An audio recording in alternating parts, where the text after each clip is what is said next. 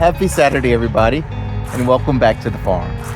This is probably one of the nicest days we've had, at least all week. I've been saying in the last 2 weeks, well, warmest, it's like 64-ish degrees, even though it's overcast. It's really nice outside. So what's the day today? Today is December 2. Some would call it second. It's the 2nd of December, 2023. Okay. There you go. There you have it. So we are taking advantage of the balmy weather and cleaning up the front of the store here today, getting rid of even more of those pumpkins. It's like pumpkin mania all season. So the chickens at some point just stopped coming when they saw us bringing those pumpkins over. But we are transitioning a little bit into some Christmas and other winter holiday stuff. And we will show you a few of the things that we have brought in. I can't wait. Kevin is going to show us. Here we go. I'm going to show him what do you clear. Oh. Dragon just suggested that first I show you the space that we just cleared, which makes sense, right? We stacked up all those pallets that we had used all fall for storing all of our pumpkins and everything, just to keep everything off the ground. So if you've been following along on our vlogs, you saw that this space was full of gorgeous fall color and interest for the past few months, and that's just was an incredible sight to see. And now it's time to let everything get a little bit of rest. Hoping to have some really great reveals later on this spring, but a little preview of what we have inside on our sign. A couple of things that are new to the farm stand this weekend or today are some of these gigantic natural wreaths. We have a 5-foot wreath right here on the right, and over on the left, this is a 4-foot wreath, as well as some hellebores that we have. These will wake up in the wintertime just when you think, I can't take all of this cold and drab weather anymore. You'll get some nice pop of color. This guy right here has some beautiful buds on it. So we have some of these for sale. And of course, we also save some for ourselves that we can plant here in our own landscape.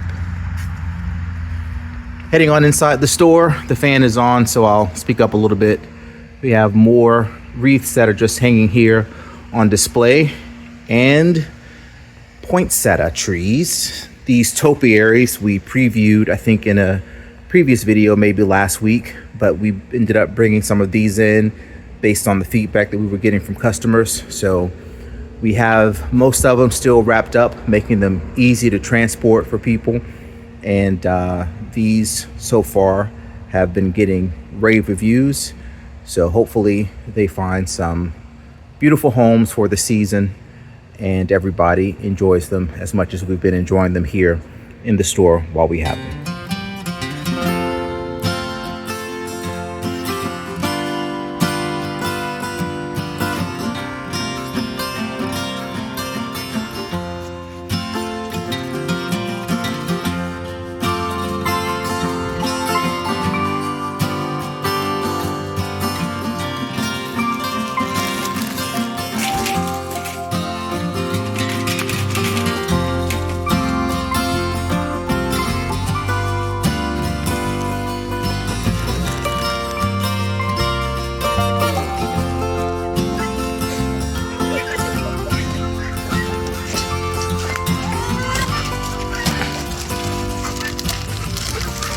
Happy Sunday, everybody.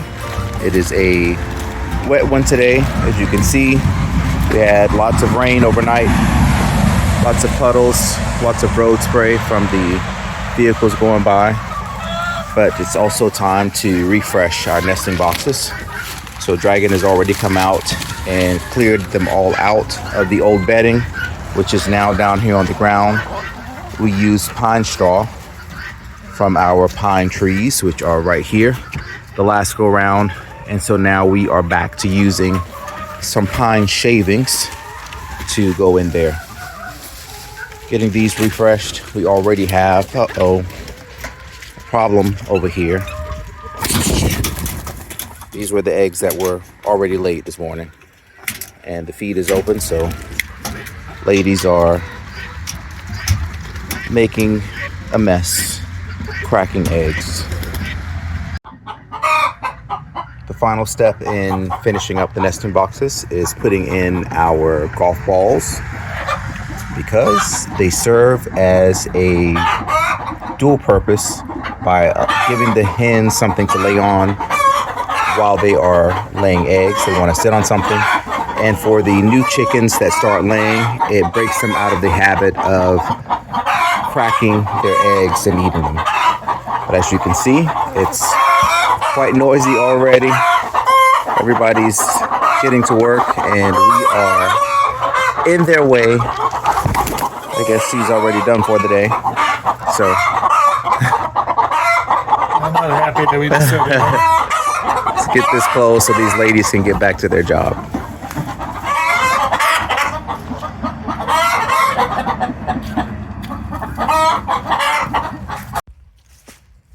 Fog is really rolled in this afternoon. Well, it's still kind of, I guess, late morning.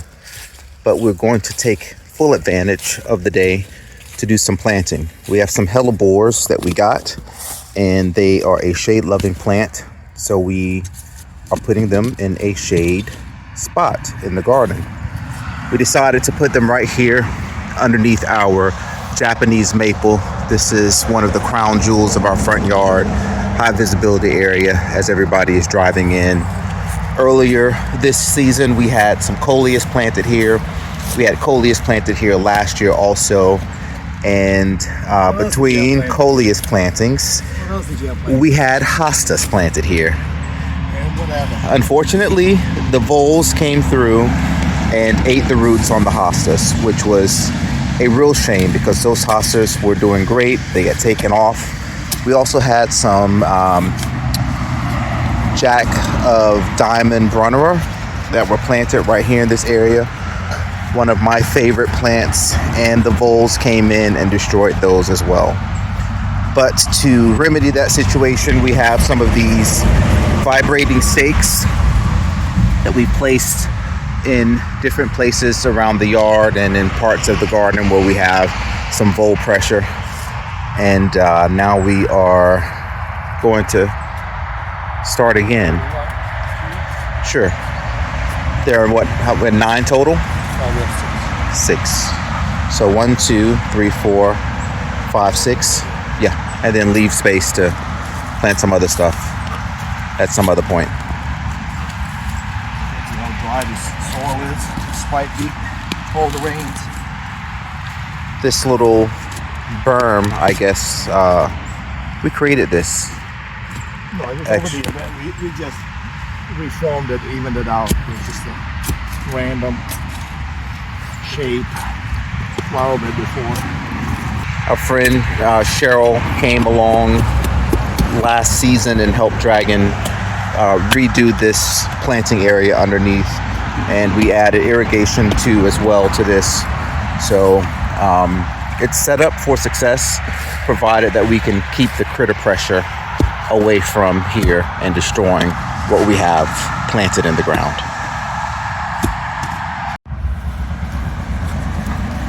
Fella goes crazy over tools. I don't know what it is. You bring out a rake or a shovel and she is she is all over it.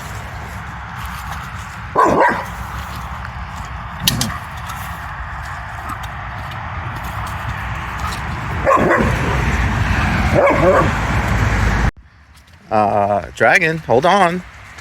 Wait. Let's go, we gotta move. Well, we want to tell people what we're doing first. We have our hellebores here. We have 6 hellebores. Don't look at me. Dragon secured all of these. So some already have booms that are coming on them. We have 3 varieties. No, we have 6 varieties. See, this is why we need you. The farm needs you. 6 different varieties. From a deep burgundy to a white, and every combination in between, with light pinks, light burgundies, all those different things. We also usually use a Espoma Holly tone. That bag is low, but we also happen to have a bag of Espoma garden tone. Any of the Espoma tone varieties are excellent for using when you are planting things into the ground. Just make sure that whatever you're planting actually wants some fertilizer. Did you check for hellebores? Do they like fertilizer? I did not check if hellebores like fertilizer. Hellebores there. If you see us put fertilizer on, you'll know that the Google Schmoogle said, yes, go for the fertilizer. We have one pair of gloves.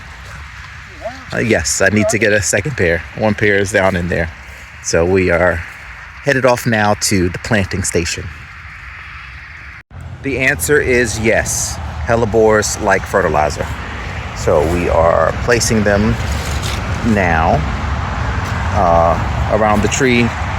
Decided to just go with a mix of the variety of colors with lights and darks mixed in. I think instead of trying to be too formal, because we have this burgundy Japanese maple that I feel like offers some formality and structure to this space anyway. So let's mix it up around here. What's that one? This one is mahogany snow.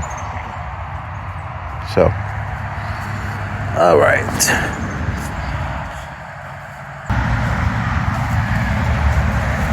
How much fertilizer, you ask? A pinch. A generous-ish amount. You know, we don't overthink these things.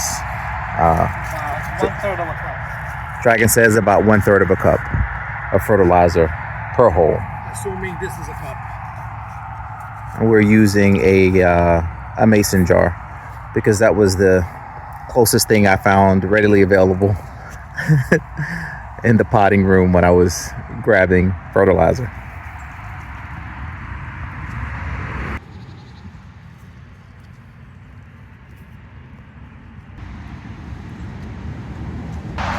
All right, they're all in the ground, so I think that's all we need to do.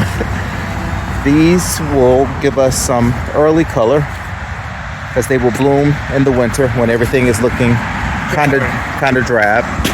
January, Dragon says. What else should we know about hellebores? They act like almost like an evergreen. So these leaves are, when you touch them, they're very leathery. They will eventually die back in the late to midsummer. You shear them down in late summer, early fall, and then they'll flush back in the late fall, early winter. So there you have it. They are shade loving. Did you mention that? I mentioned that they were shade loving, yes. They're shade loving plants. Or low light loving plants, I guess. Since in the winter most of the stuff is kind of in the shade. But yeah, we're super excited to have these here. All right. Well, that is going to take care of today's planting project. Fascinating as always for Bella. We did it. On to the next thing, yeah? Yeah. Right, Bella? It's time to feed the animals, and this afternoon fog rolling in off of the creek and everything is just so incredibly crazy. It was super foggy this morning after the rains. The big pasture has some fog, but it doesn't look quite as impressive right now as it does rolling in off the orchard, especially with that sunset back there and now those trees down near the creek.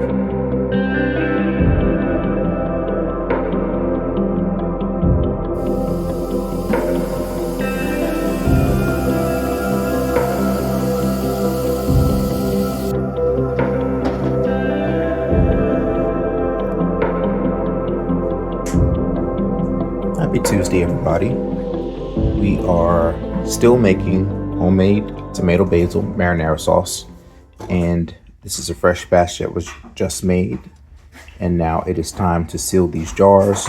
So we have filled our canning pot with water, letting that water get boiling, and as it does that, these jars will be sealed and then ready for labels and ready to head out to the store.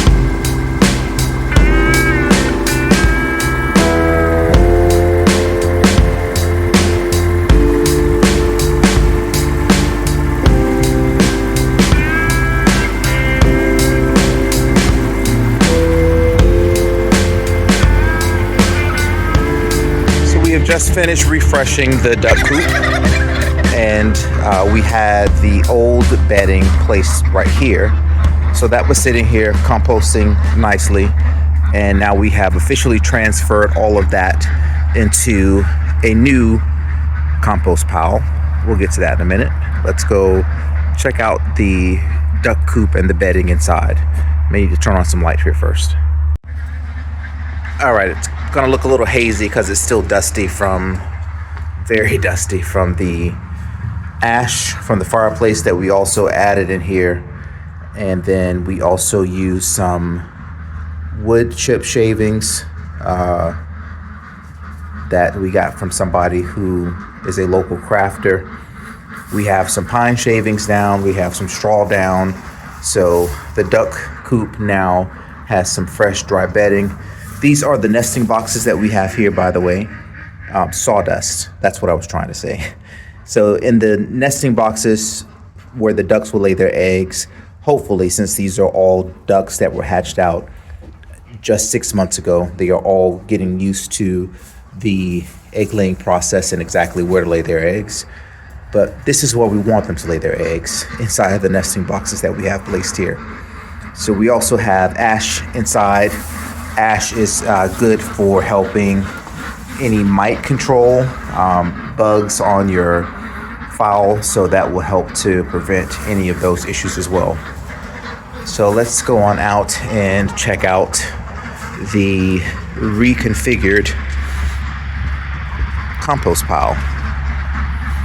Here's what we have our compost pile now. We put some cardboard down at the bottom of it that will hopefully help prevent some of that nasty wire weed from pushing through.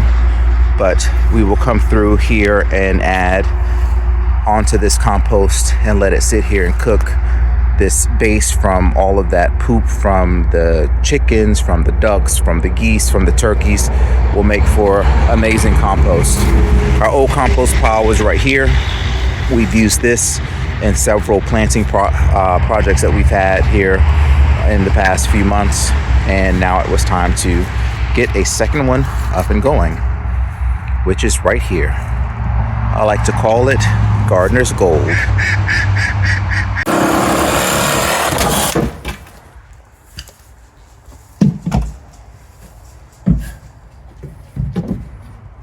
Happy Wednesday, everybody. We are working on refreshing our pen here in the big barn. We used these initially last year as breeding pens. So what that means is we put one particular breed of chickens in here, all hens with one rooster, and then that one rooster is fertilizing all of those eggs, and we hatch those eggs. We know that we're getting that particular breed. So we are doing that once again this year. These are the nesting boxes that we have installed here for the hens to lay their eggs in. Dragon is now putting up a roosting bar for them as well.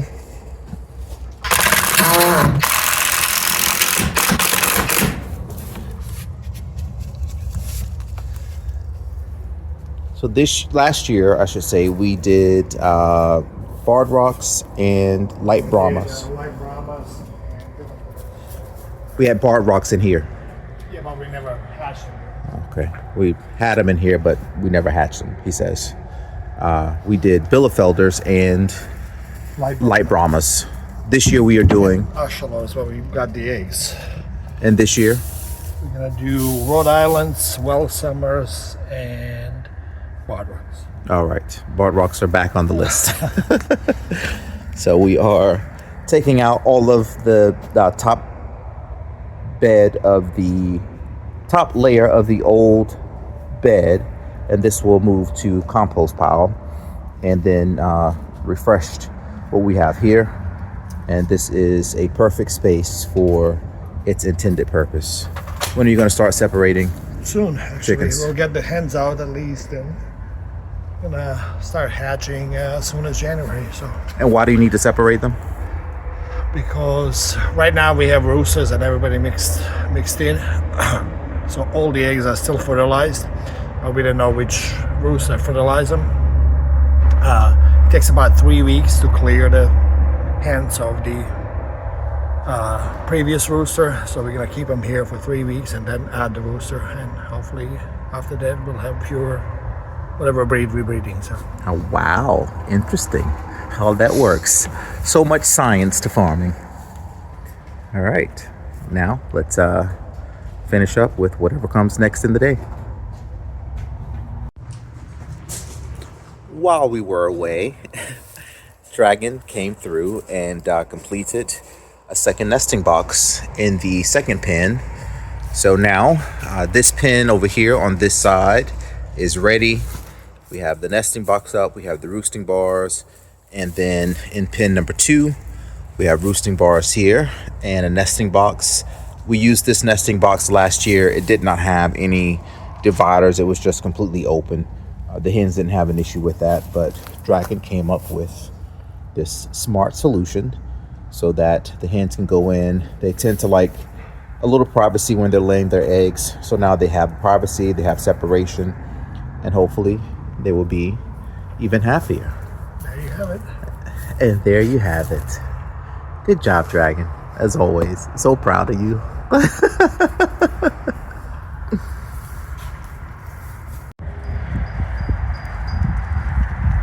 And today in the big pasture is a bald eagle.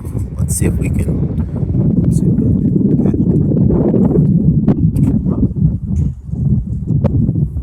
There we go. Bald eagle in the big pasture. We have several that live nearby and right around, so that one is eating on something over there. But it's so amazing to see so many of these beautiful creatures just flying around here at the farm pretty much every day.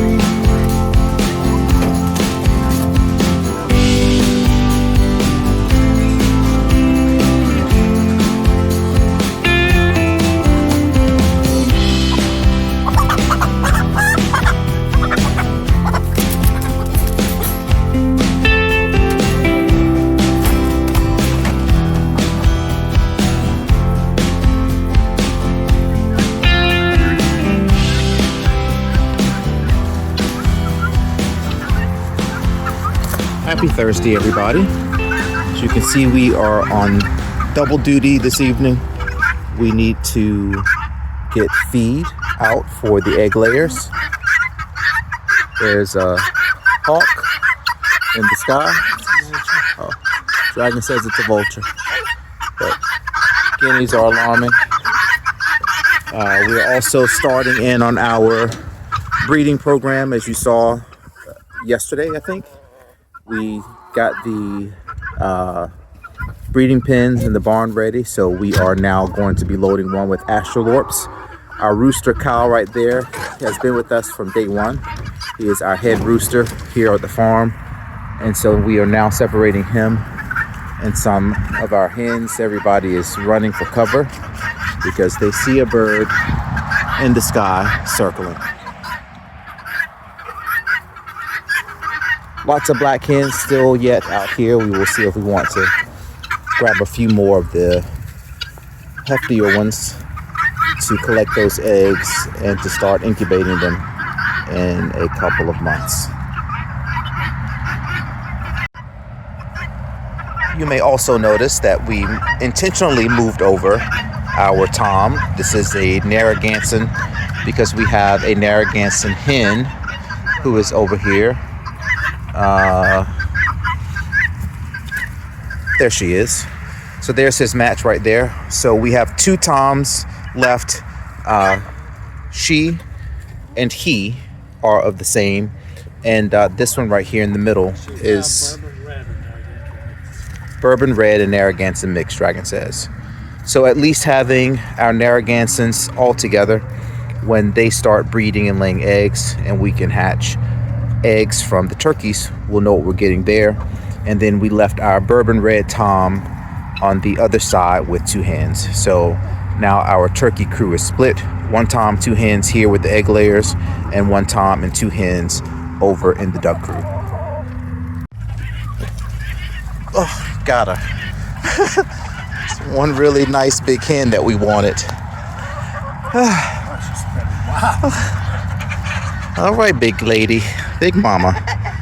She's going into the pen with Kyle.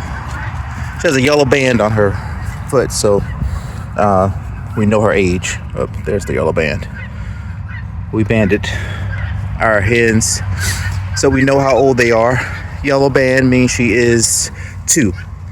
This is her second year with us here at the farm, which is why she's a pretty hefty lady, and which is why we want her eggs, because she's a really nice size. So we can get eggs from her. Hopefully we can replicate this sturdy chicken.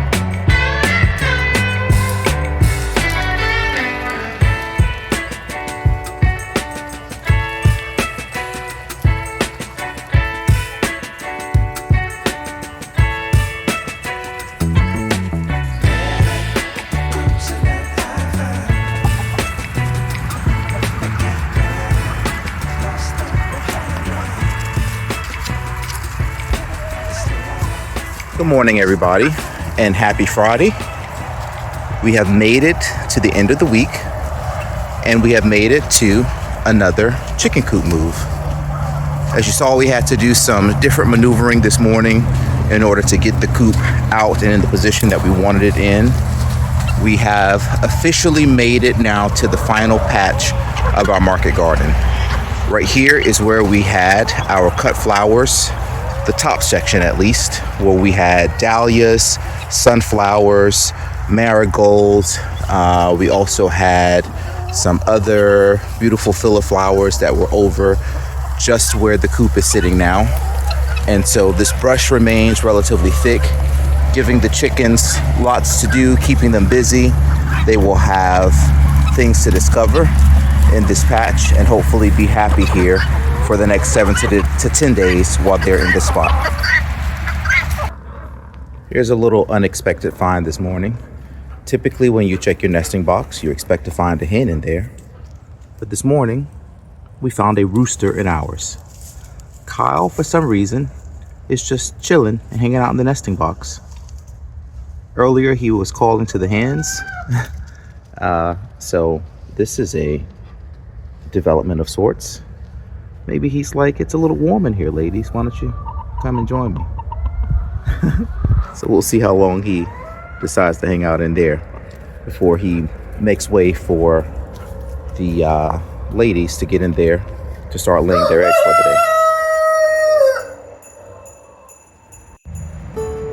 day. Up next on our to-do list this Friday is to get up a little holiday cheer around the house and all of our entrances. We have now pulled out our wreaths, some of our door decorations, so December is in full swing. Time to get this stuff up so we can enjoy it while the season is upon us. And before I head off to do that, I want to say thank you once again for tuning in this week and checking in on us. We enjoy spending this time with you, and we're so glad that you're here. We can grow a lot of things on this farm, but one thing we can't grow is this channel without your support. So please consider subscribing if you haven't already. Share, comment, like this video.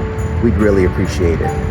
And as always, if you happen to be traveling through Virginia, coming down US 301 and traveling through King George County, make sure you stop right here and see us at the farm.